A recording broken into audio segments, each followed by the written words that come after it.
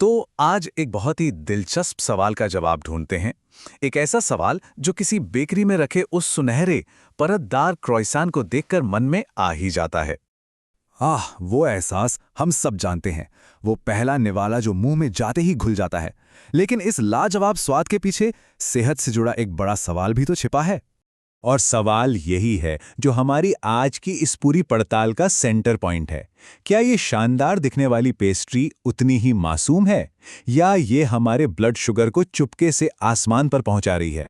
अब देखिए, सिर्फ अंदाजे लगाने से तो काम नहीं चलेगा। एक सही और पक्का जवाब पाने के लिए हमें एक कंट्रोल्ड एक्सपेरिमेंट करना होगा। तो चलिए देखते हैं कि ये टेस्ट आखिर किया कैसे गया।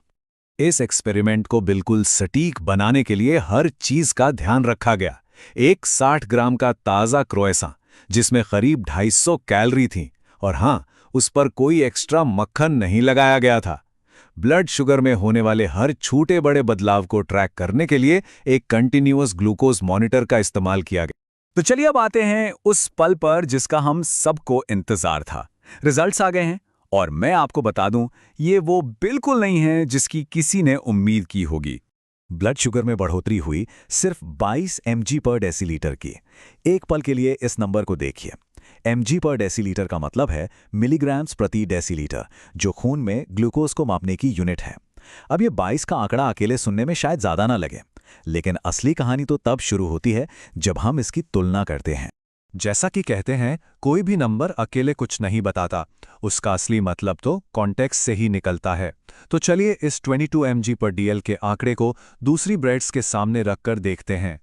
ये नतीजा तो सच कहूं तो दिमाग घुमा देने वाला है।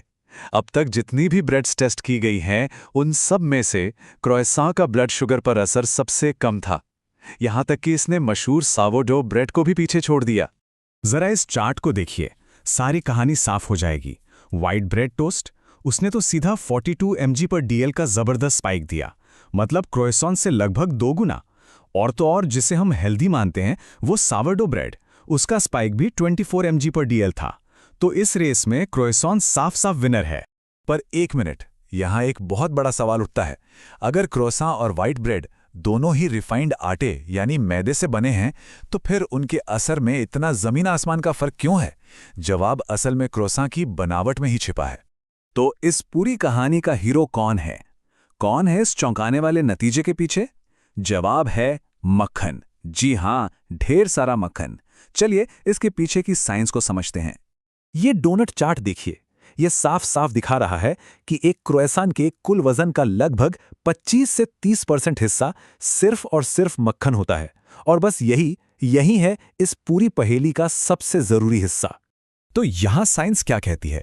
देखिए, जिन चीजों में फैट ज्यादा होता है ना, वो हमारे शरीर में शुगर के अब्जॉर्प्शन को, मतलब सोखने की प्रक्रिया को धीमा कर देते हैं। इसका नतीजा ब्लड शुगर लेवल एकदम से नहीं बढ़ता, बल्कि धीरे धीरे बढ़ता है। और क्रोएसान के केस में यही फैट इफेक्ट अपना कमाल दिखा रहा है। लेकिन रुकिए, कहानी अभी खत्म नहीं हुई है। कम शुगर स्पाइक एक बहुत अच्छी बात है, इसमें कोई शक नहीं। पर इसके साथ एक बहुत जरूरी चीज जुड़ी है, एक ट्रेड ऑफ, जिसे समझना बहुत जरूरी है। ये टेबल देखिए, सब कुछ शीशे की तरह साफ हो जाएगा। एक तरफ क्रोएसान का ब्लड शुगर स्पाइक कम है, बिल्कुल सही। लेकिन दूसरी तरफ उसकी कैलोरी डेंसिटी व्हाइट ब्रेड से कहीं ज्यादा है, मतलब कम वजन में ज्यादा कैलोरी। तो ये एक क्लासिक सौदा है। कम शुगर स्पाइक चाहिए तो ज्यादा कैलोरी लेनी पड़ेगी। और यहीं आकर हम इस पूरी पड़ताल के सबसे बड़े सवाल पर पहुंचते हैं। जब सेहत के लिए कुछ चुनना हो तो किस चीज को ज्यादा अहमियत दी जाए? ब्लड शुगर पर उसके असर को, या फिर उसकी टोटल कैलोरी को? देखिए, इसका जवाब किसी एक के पास नहीं है। ये पूरी तरह से किसी के अपने हेल्थ गोल्स पर निर्भर करता है।